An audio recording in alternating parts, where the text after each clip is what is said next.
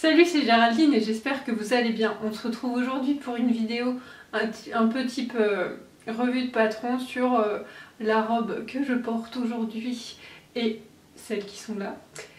Il s'agit donc du patron de la robe Kielo de chez Named. Et c'est parti. Donc, comme vous l'aurez compris, j'ai cousu cette robe en 3 versions. Les 2 autres versions, je les ai cousues il y a à peu près 2 ans, un peu moins. Et celle-là, je viens tout juste de la terminer. Elle était restée pendant tout ce temps dans le bac à en cours. C'est une vidéo que je fais en complément d'un article sur mon blog. Peut-être que je vais un petit peu me répéter, mais après je sais que c'est pas les mêmes personnes qui lisent les blogs et qui vont sur mes vidéos. Et puis comme ça en plus je vais vous montrer des vidéos de la... Comme ça je vais vous montrer en plus la robe portée, vous verrez mieux en vidéo qu'en photo. C'est une robe donc portefeuille qu'on peut nouer soit sur le devant, soit sur l'arrière, ou même un pan devant et un pan derrière comme l'a fait Sewing Jess sur son Instagram dernièrement. Donc je vous mettrai tous les liens comme d'habitude dans la description.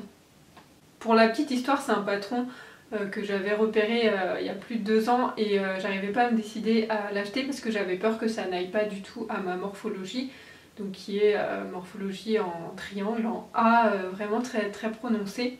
Et j'ai passé du coup des heures sur Instagram à regarder des réalisations avec le bon hashtag, des réalisations de cette robe par plein de personnes avec plein de morphologies différentes. J'ai l'impression honnêtement que c'est une robe qui va à toutes les morphologies. Donc si vous êtes tenté par cette robe et que vous hésitez, essayez d'aller voir sur Instagram des morphologies proches de la vôtre pour voir ce que ça peut rendre, mais honnêtement je pense que ça s'adapte à tout le monde, ce qui est plutôt assez rare dans les patrons de couture. J'ai pu m'apercevoir au cours de ces recherches que c'est vraiment une robe qui est en apparence très simple mais qui permet un peu toutes les folies niveau tissu imprimé.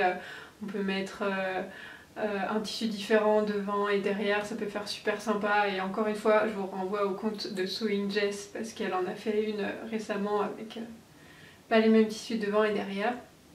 Donc il y a vraiment de quoi s'amuser. C'est d'ailleurs en voyant les réalisations de Jess et aussi de Sarah, je crois qu'elle s'appelle, de Wonder Stitch, sur Instagram toujours, c'est leurs réalisations qui m'ont donné vraiment envie, qui m'ont porté le coup fatal pour acheter ce patron. Elles ont fait toutes les deux des super versions dans des univers complètement différents, mais j'adore. Donc j'ai cousu ma première version dans un tissu que j'ai trouvé chez Tissu Myrtille à Lorient. J'avais trouvé ce jersey de coton rayé gris et bleu en sol, donc ça tombait très bien parce que je voulais essayer. J'avais toujours peur un petit peu de ce que ça pouvait donner sur moi, donc j'avais trouvé.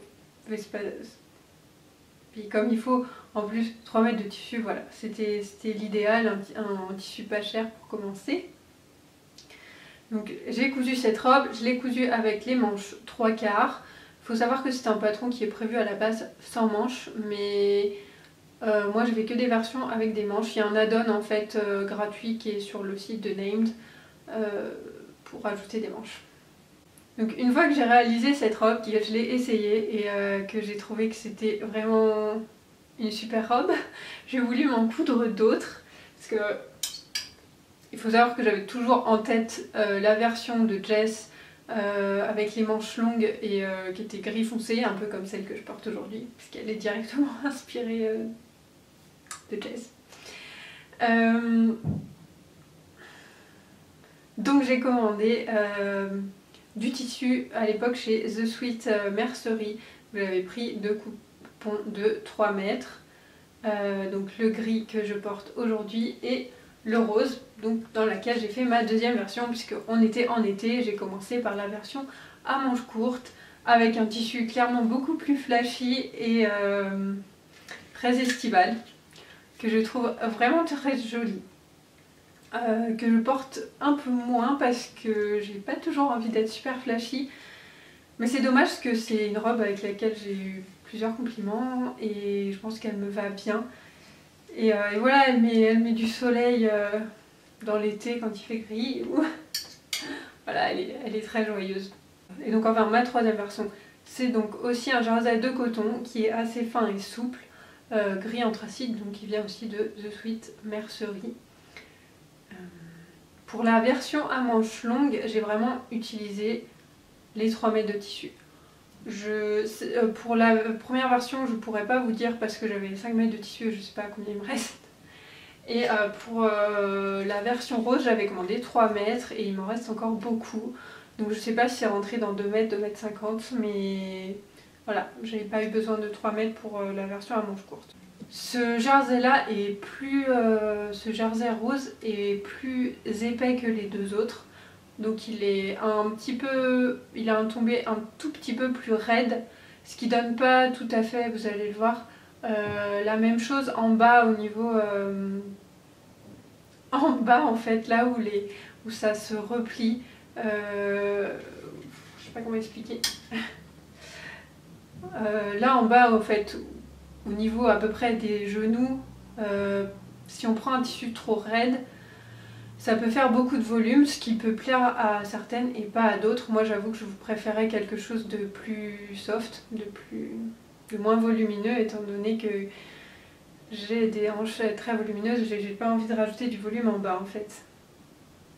Donc faites bien attention au choix du tissu selon l'effet que vous voulez. Donc moi mon tissu rose est un peu plus raide, mais honnêtement ça me gêne pas, je trouve quand même le tombé très bien. Au niveau de la réalisation et de mes modifications, je l'ai coupé en taille 40-44 selon le tableau des mesures. Peut-être que j'aurais pu me contenter d'une seule taille 40 parce qu'en bas en fait c'est quand même très large et voilà, il y avait de la place je pense en taille 40 pour caser mes fesses.